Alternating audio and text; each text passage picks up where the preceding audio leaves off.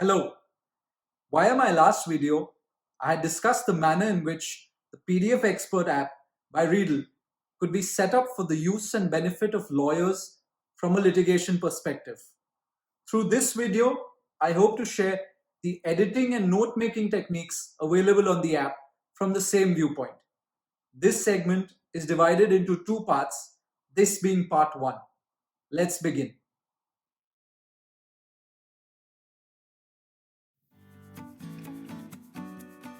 Let's proceed to the next segment, segment B. Through this segment, I will share techniques on how to use the app from a litigation lawyer's perspective for editing a PDF document. For the purposes of this tutorial, I will take you through a matter filed in the year 2020 before the Supreme Court of India, titled Alpha versus Beta, renamed to maintain privacy. I usually like to divide petitions into 3 different categories: pleadings, judgments, and notes. You may segregate them as you like. I will work upon the pleading segment to share the editing benefits of the app. As you can see, I have imported the scanned version of the petition to the app. The reason that I choose to do so is to match the physical version of the brief to the smallest detail, besides not always having soft copies of the annexures. Do note that the features to edit a PDF document work differently for those documents created in PDF itself compared to ones that are converted. I'm not dwelling into that distinction since undertaking that exercise would double the runtime of this video. Now I would like to take you through the editing options available from left to right for a particular document. Starting with the top left corner of the screen, you will notice the page thumbnails option bearing a grid-like icon. Upon choosing the said option, you're faced with all the pages of the document collectively, with the action tabs available atop of them. Whilst among these action tabs, the ones that denote copy, paste, rotate, delete, and share are similar to how you use them in any other app, you may want to take note of the remaining 2, insert and extract. The option insert allows you to add more pages and files to a document at any chosen point in the PDF. For this, choose the page in the document after which you want to add a new page. To give you an example, since page 1 stands selected, the additional page to be inserted will come to be added in place of the existing page 2, pushing it back chronologically to page number 3. To do so, select the Insert tab, choose the type of page you want to insert, and press Done. That's it, the insertion is complete. Besides single or multiple blank pages, other scanned pages or PDF files can also be inserted. This particular feature has tremendous potential for use by a litigation lawyer. You may choose to take down handwritten notes using an Apple Pencil on an inserted page or add other additional information from the web as a file to the brief. It makes using the app a paperless exercise and is quite effective for the purposes of briefing a counsel or arguing the matter yourself, without having to stumble through a pile of documents. Moving on to the next available feature, Extract. Extract, to explain simply, is just the opposite of insert. It allows you to choose pages from a document and have them extracted as a separate document to be saved, shared, or uploaded. How this is different from the option to move the document in its entirety is that the extract feature allows you to act upon selected pages. To illustrate, on the top right corner of the screen is the tab to choose multiple pages simultaneously, called Select. Once engaged, you may proceed to select the pages you wish to extract.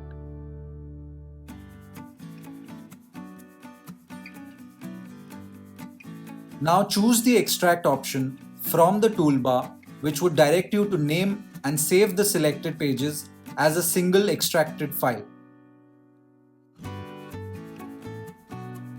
The collection of those pages would be found at the desired destination once saved. Do note that the extracted pages are merely replicated in the extracted destination and are not removed from the original document.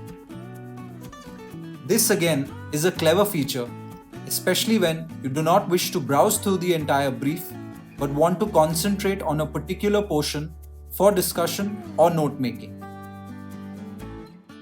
Proceeding further to the features available at the center of the toolbar.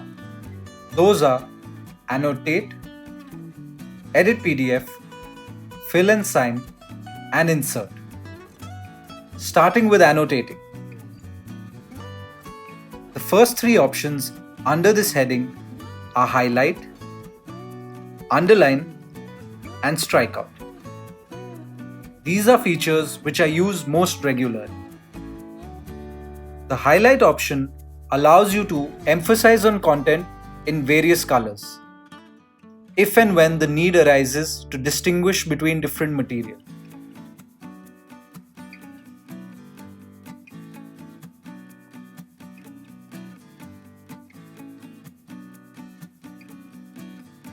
Same is the case with the underline feature, as well as strikeout.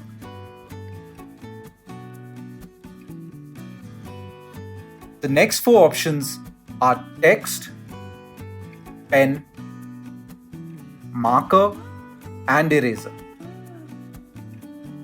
The text feature allows you to insert text anywhere in the document.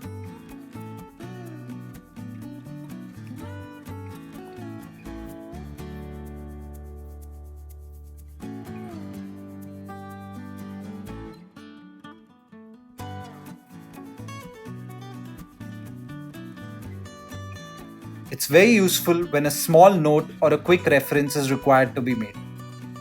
This feature also comprises of multiple options including changing text color, background color, and font settings. These choices go a long way in identifying different categories of references made. Coming to the next feature, that of pen. I find using this feature with an Apple Pencil very useful for note making and earmarking content quickly.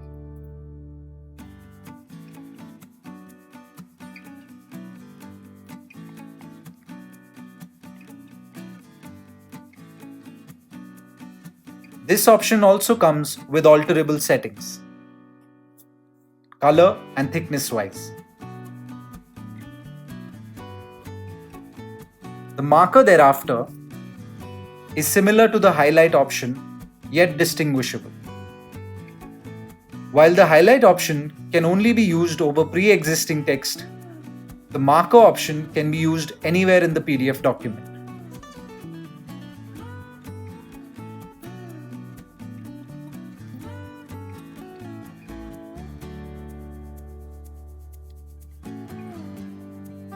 I do make use of both since the highlighter over pre-existing text seems that much neater and the marker for everything else is convenient. The next option, that of eraser, can be used to remove marks made by the pen and marker features.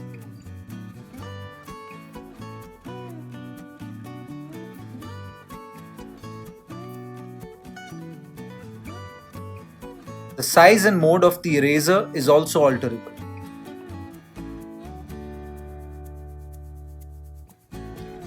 The last three options under the Annotate heading are those of Note, Shapes, and Stickers. The Note option is the equivalent of attaching a sticky note to a particular page in the brief.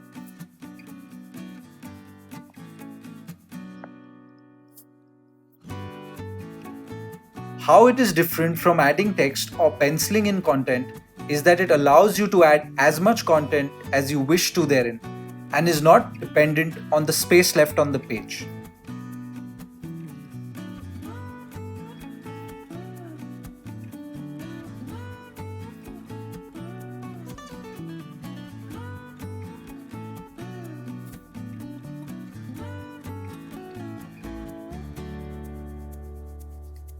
This is a particularly helpful tool when you want easy and immediate access to voluminous material. I use it in situations where a particular submission can be further supplemented by a judgment or additional content.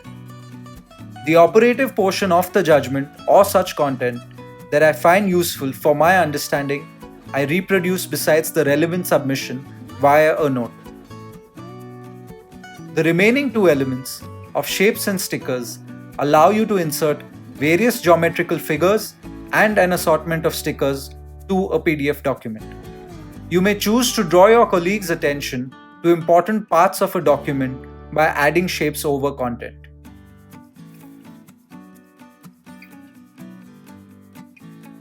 Besides that, I have found no use for them from a litigation viewpoint, but do share your feedback if you find them handy. The next big feature is the second item on the toolbar, Edit PDF. Under it are four subheadings: Text, Image, Link, and Redact. The text option is identical to the one under the Annotate heading. The feature titled Image allows you to add any picture to the PDF, either imported through the gallery or by taking a photograph. This is a feature I don't use often. At best, it could come in handy if you take a screenshot of a note received that you would like to insert in a PDF document. Now, the next feature, in my opinion, is by far the most valuable as far as use by a litigation lawyer goes. That is hyperlink. It lets you create a connection between two separate destinations in a document, accessible by way of a single click. The best way to explain is by illustration. Let's assume that you find annexure P2 in the present petition important from a briefing perspective. You wish to earmark it without having to scroll through the entire document. To do so, press the Link tab. Once engaged, highlight the portion in the index with which you want to create the link, annexure P2 in this case.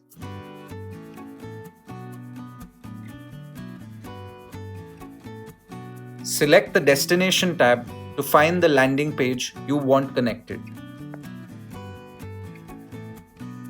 Either add the landing page number manually or using the page thumbnail or even the target picker option.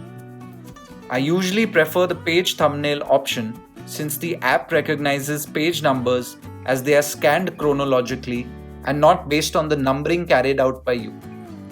By that I mean, for the app, page 1 is the first page of the document, which is the index in most briefs, and not page 1 as identified by you, which could be the impugned judgment.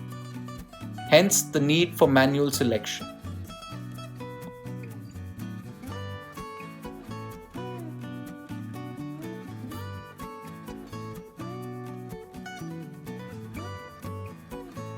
Once you have selected the landing page and exited the link option, your hyperlink is created. While briefing thereafter, simply select the highlighted particulars of annexure P2 from the index and it will take you directly to the said annexure in the brief.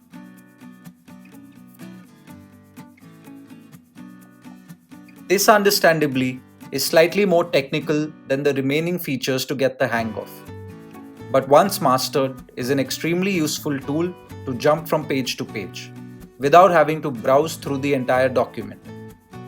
It is the app's equivalent of flagging the brief and mighty useful while briefing or advancing submissions. Besides choosing the pages within the same PDF document as the landing destination, you may also choose a web page as the linked destination. To do so, choose the Link tab.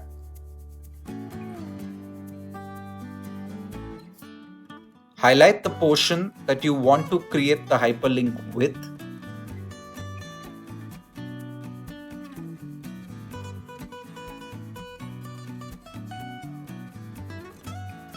Select the Destination tab,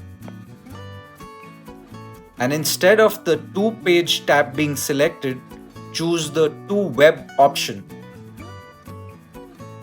to insert the relevant URL for hyperlinking. With that, your hyperlink to the web page would be created.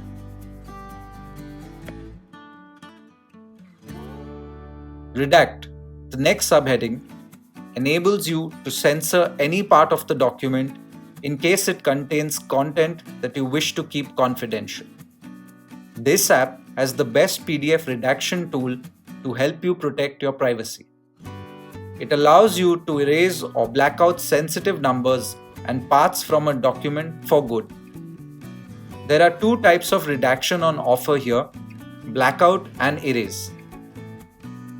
To choose either, press and hold the Redact tab. Blackout removes the selected content and puts a black box in its place.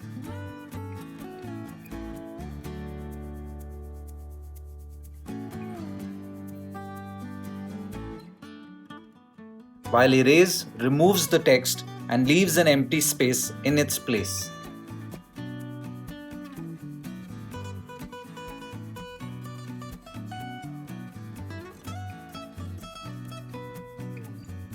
Do note that there is no possibility to restore the redacted text after saving the file. In case you wish to cancel the redaction before having it saved, tap the back button on the toolbar.